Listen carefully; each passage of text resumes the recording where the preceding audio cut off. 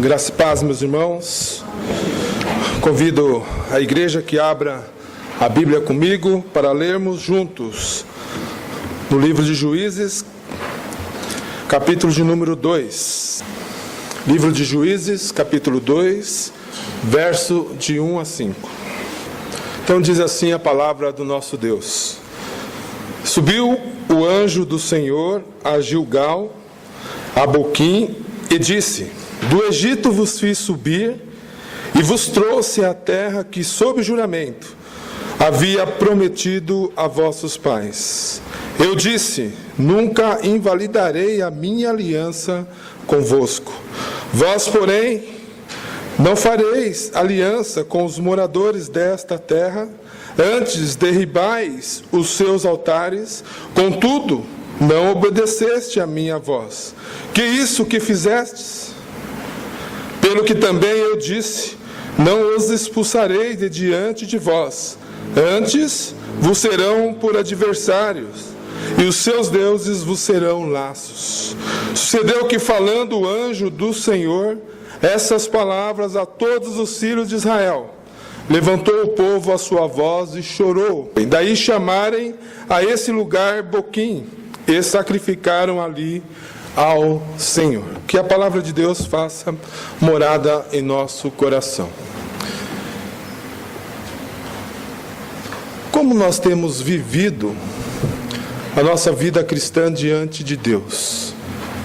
Será que a nossa vida cristã tem sido uma vida de altos e baixos? Será que nós temos vivido e tendo uma vida inconstante na presença de Deus? Será que quando nós refletimos sobre o nosso passado, até um passado próximo, será que a nossa vida tem sido uma vida condizente com aquilo que nós temos aprendido, com aquilo que nós temos vivido, com aquilo que nós temos confessado e professado diante de Deus? Por que eu estou dizendo isso? Porque o livro de Juízes vai mostrar uma inconstância na vida do povo de Deus. Aquele mesmo povo que havia saído do Egito, na qual com mão forte e poderosa Deus os livrou, e levou durante 40 anos a uma terra, a terra prometida, aquela terra que o próprio Deus havia prometido aos seus pais, lá atrás, que faria daquele povo uma grande nação. Mas quando este povo entrou na terra prometida, e nesses primeiros, mais ou menos uns 350 anos, eles tiveram uma vida inconstante na presença de Deus, porque se esqueceram da palavra de Deus. Se esqueceram de quem era o Deus a quem eles serviam. Então a sua vida cristã era uma vida inconstante. Por isso, as perguntas no início da nossa meditação: como temos vivido diante do nosso Deus? E é bom salientar também que este livro mostra um povo que tinha um coração desviado da palavra de Deus, um coração que dia após dia gostava e queria fazer aquilo que era mal diante de Deus. Se nós olharmos o último verso deste livro, lá vai estar escrito isso. E o povo continuava a fazer aquilo que o seu coração desejava, e não aquilo que Deus queria que eles fizessem. Quando nós olhamos lá em Josué, capítulo 24, virar algumas páginas para trás, nós vamos ver ali o povo prestes para entrar na terra prometida e prometendo a Deus que iria ser um povo fiel, que ali viveriam uma vida longe dos ídolos, não se misturariam com aquele povo, aqueles povos pagãos que ali estavam. Mas não foi isso que aconteceu logo quando eles entraram. Quando nós lemos no capítulo 1, eles fizeram completamente ao contrário. Eles se misturaram com aqueles povos, não os expulsaram, não os destruíram, não fizeram sair daquilo que Deus, não fizeram aquilo que Deus havia pedido, mas pelo contrário, fizeram aquilo que o seu coração mandou ou queria. Não estavam vivendo diante de Deus. Então, posto isso, nós vamos tirar algumas lições para a nossa vida.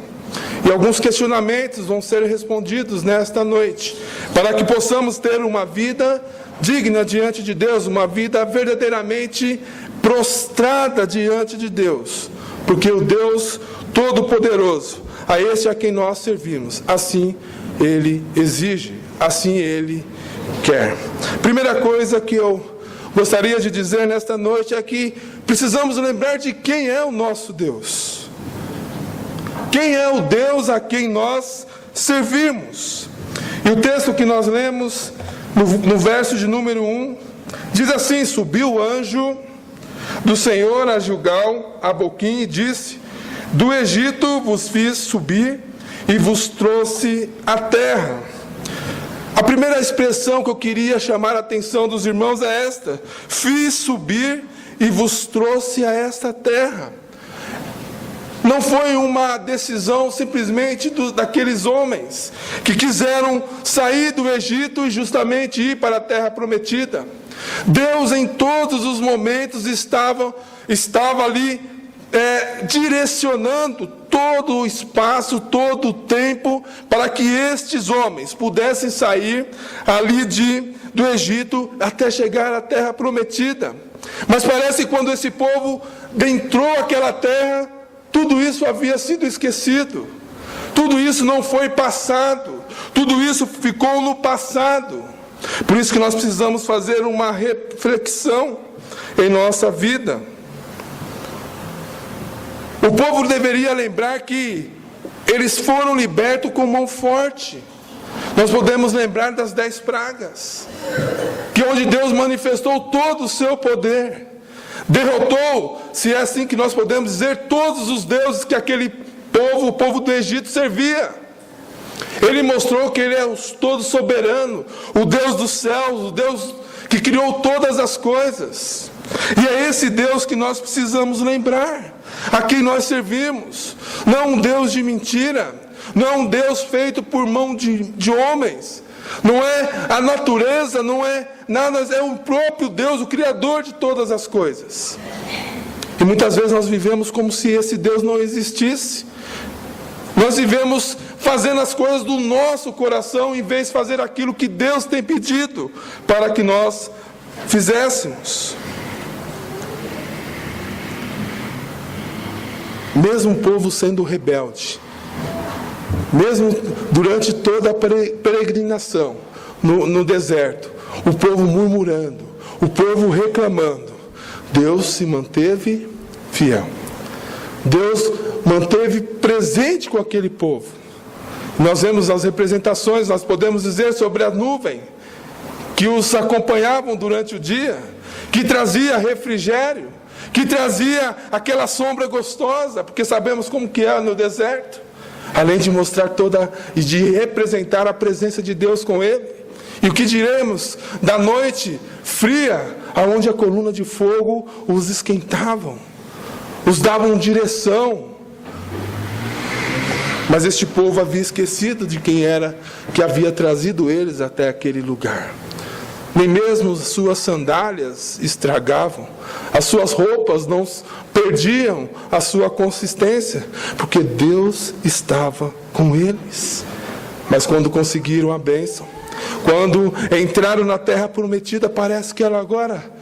Quem é este Deus? Está tudo muito bem, estamos colhendo os frutos que o próprio Deus nos deu, mas agora está tudo bem, vamos fazer as coisas conforme o nosso próprio coração. Eles esqueceram de quem era Deus, eles não estavam mais servindo o próprio Deus, mas sim servindo o seu próprio coração.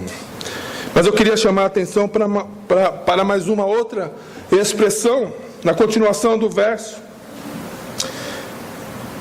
Vos fiz subir e vos trouxe a terra que, sob juramento, havia prometido aos seus pais. O mesmo Deus que é fiel, o mesmo Deus que é o Deus da provisão, que não deixa nos faltar nada, como não deixou aquele povo. É um Deus imutável, é um Deus que não muda, é um Deus que cumpre as suas promessas, independentemente do que somos, independentemente do que fazemos, independentemente da nossa fidelidade para com Deus. Por isso que nós dizemos que Deus é fiel à sua própria palavra. Ele não olha para o que nós fazemos, mas Ele cumpre as suas promessas. Ele cumpre aquilo que um dia Ele prometeu aos seus filhos, como cumpriu na vida deste povo. O povo, como já disse, estava desfrutando do melhor do que Deus tinha dado para eles, mas haviam se esquecido. Mas Ele havia prometido lá, desde Gênesis. Ele havia prometido para Abraão, para Isaac, para Jacó, que eles seriam uma grande nação. E Deus iria fazer isso na vida deles. E Deus conduziu toda a história para que isso acontecesse. Quando nós vemos a vida de José, quando nós começamos a ler, no seu começo parece que nada vai dar certo. José é vendido pelos seus irmãos, vai para uma terra estranha, ali ele é tido como escravo, vive uma vida digna diante do Senhor, mesmo assim é lançado na cadeia. Não vai ter povo, acabou, a história vai se encerrar. Não, mas não foi assim que aconteceu. Deus o fez governador do Egito, segundo o homem mais importante de toda a terra, na qual todos conheciam. E ele nunca negou o seu Deus. Ele lembrava. Por quê? Porque José tinha algo especial? Não, porque a graça o alcançou. Porque José foi usado por Deus, que direcionou todos os passos para quê? Aquele povo ali vivesse 400 anos. Aí Deus levantou Moisés, outro instrumento na mão de Deus, para quê? Para que os propósitos de Deus fossem cumpridos. Aquilo que ele havia prometido lá no início fosse cumprido. Moisés morreu, veio Josué.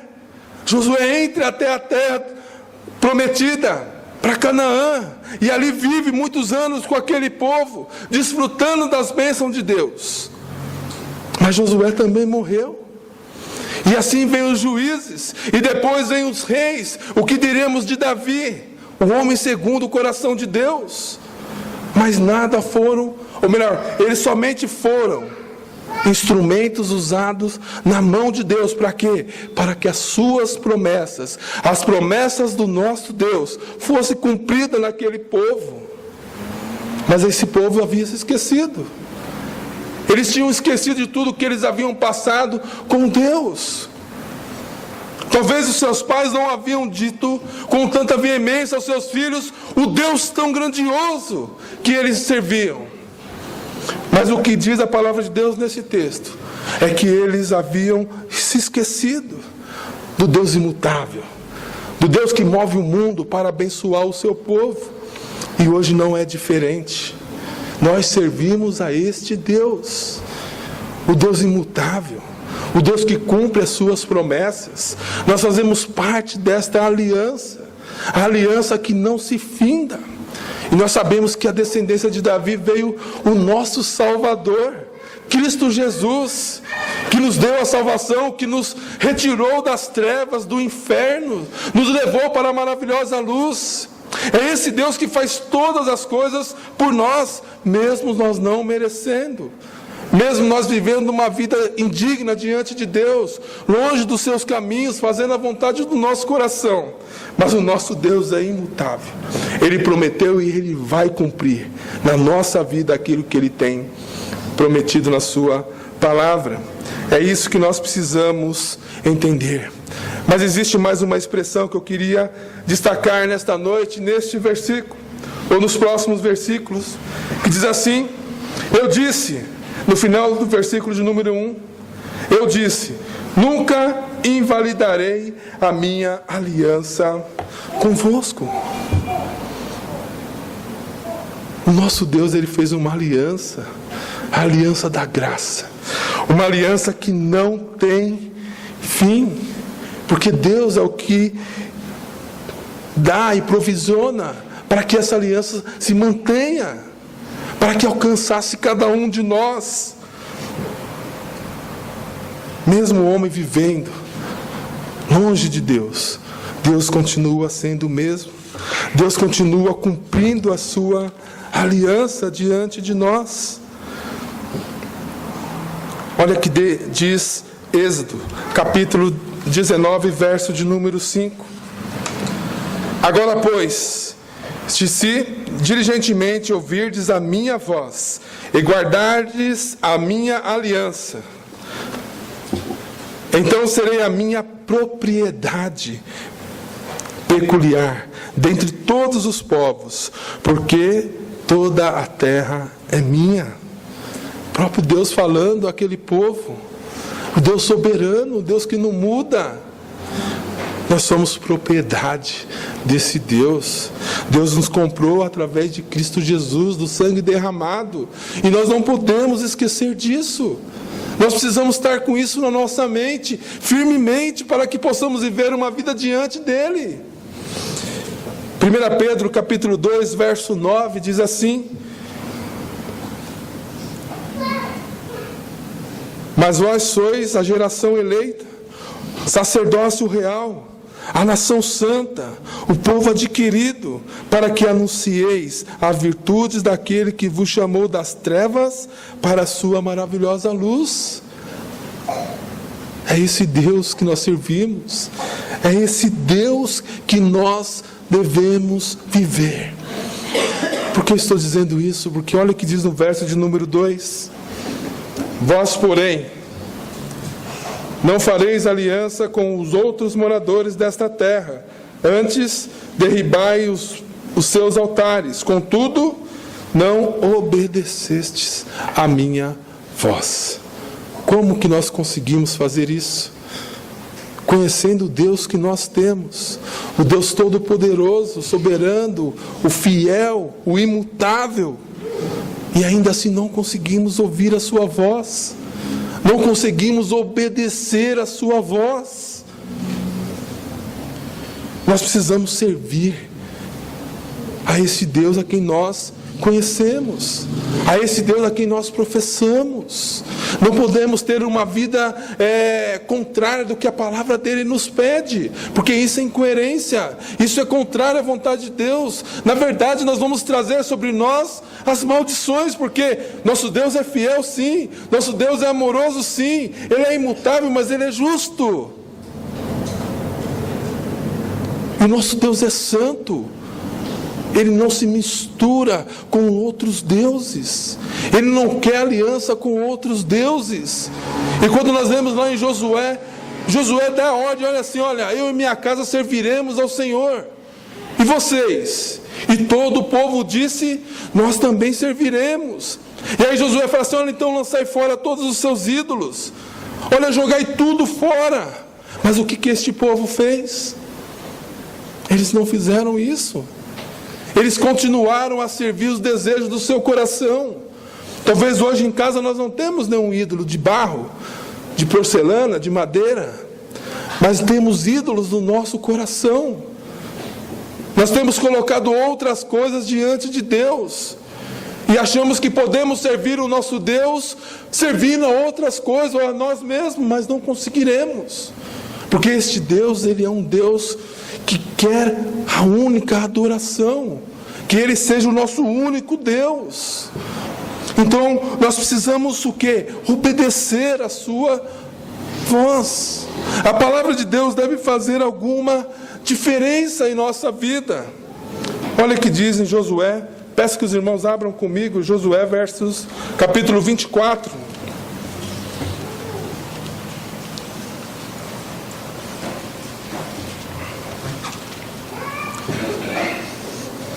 Verso 14.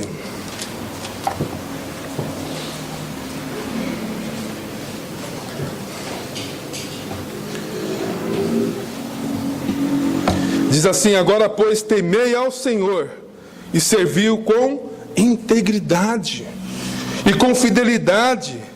Deitai fora os deuses a quais serviram vossos pais da além do Eufrates, no Egito, e servi ao Senhor.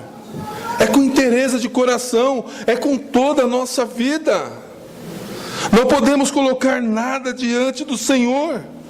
Pelo contrário, nós precisamos despojar de toda a idolatria, de tudo aquilo que tem nos sido empecilho na nossa vida cristã. Quando a nossa vida está num altos e baixos, é justamente isso, porque nós temos esquecido de quem Deus é. Nós temos esquecido do que Deus fez por nós. Não temos meditado naquilo que Deus tem feito, como nós cantamos hoje. Não temos despertado para isso. E nós precisamos atentar. A palavra de Deus tem feito alguma diferença na sua vida, meu irmão? Minha irmã? O que nós temos ouvido, o que nós temos aprendido, tem feito alguma diferença? Voltando para o texto que nós estamos como base dessa mensagem, o texto continua dizendo assim: contudo, no finalzinho do verso 2, contudo, não obedecestes a minha voz. E aí há uma pergunta: que é isso que fizesse? É tempo de reflexão. Ali Deus está falando para aquele povo: olha, pare e pense e vejam como vocês estão vivendo. Olha o que diz o verso de número 3: pelo que também eu disse, não os expulsarei de diante de vós, antes vos serão por adversário, e os seus deuses vos serão laços. Em outras palavras, tudo aquilo que nós semeamos, nós também vamos colher. Se nós vivermos uma vida misturada, uma vida querendo associar os ídolos do nosso coração com aquilo que é sagrado, nós vamos começar a ser engolidos por eles. Nós vamos estar nos prendendo mais a eles e nos afastando de Deus. E não é isso que nós queremos. Por isso, despojai todo o ídolo da sua vida, meu irmão. Verso de número 4. Sucedeu que, falando o anjo do Senhor essas palavras, a todos os filhos de Israel, levantou o povo a sua voz e chorou. A palavra de Deus deve fazer alguma coisa na nossa vida. Ela deve nos incomodar. Ela deve fazer diferença. Mas muitas vezes nós estamos o quê? Alienados. Nós esquecemos de quem nós somos e de quem é Deus na nossa vida. Invertemos os papéis. Queremos tomar conta do nosso viver. Mas quando o povo entendeu e refletiu sobre a sua vida, o povo chorou.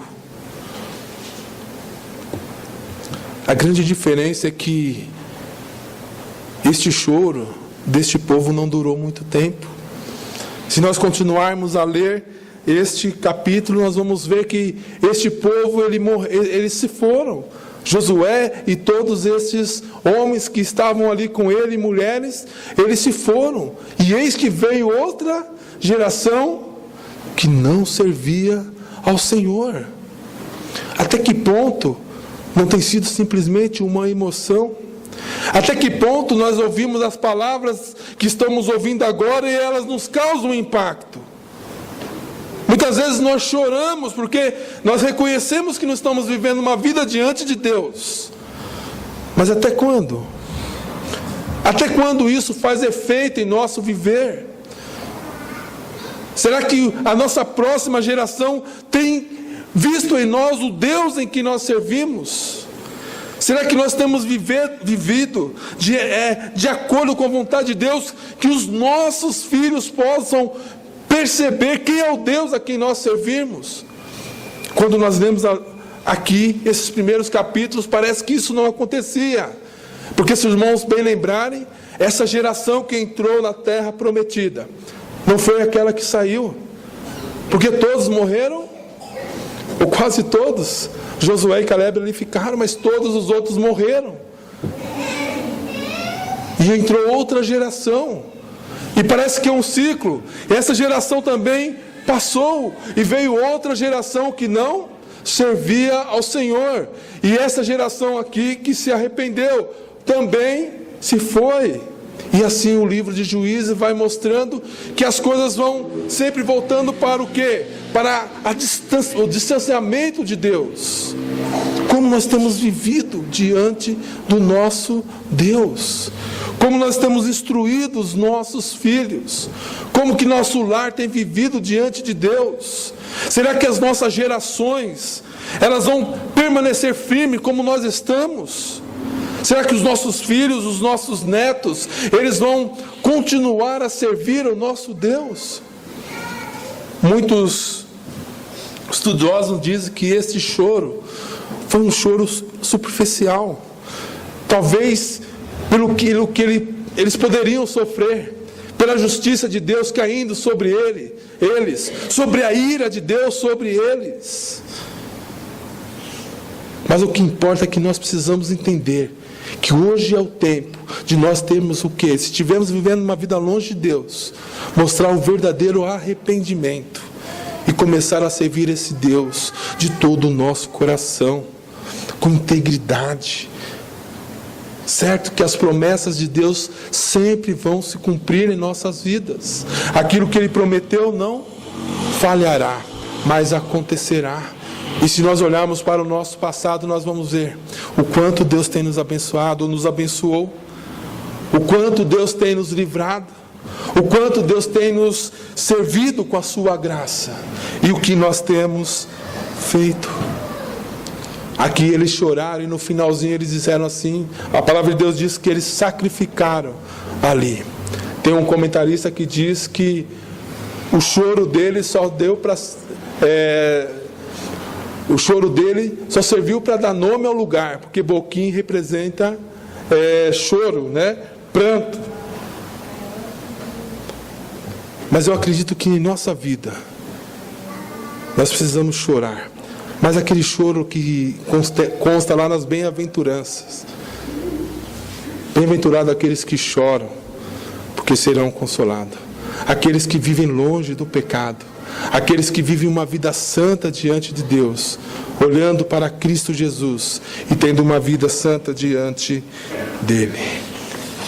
Meus amados irmãos, diante disso nós queremos nos desafiar, eu incluo nisso, a viver uma vida sabendo quem é Deus.